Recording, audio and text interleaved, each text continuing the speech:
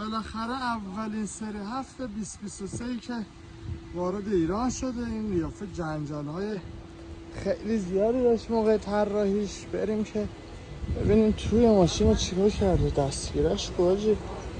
دستم چجوری با میشه ناموسا؟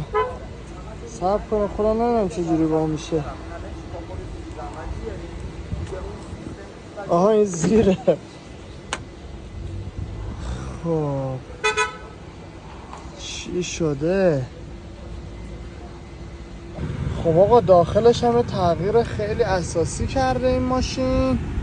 من هنوز خودم بلد نیستم با آپشناش کار کنم، واقعا چیز عجیبیه آقا. اما جنجالی ترین آپشن بی ام و سری اف این مانیتوری که این بالا قرار داره.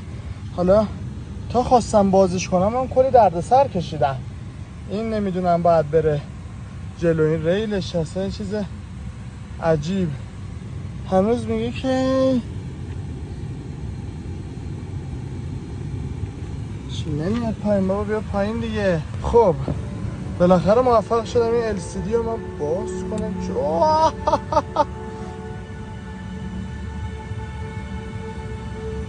خیلی گرمه فقط. یا ابوالفضل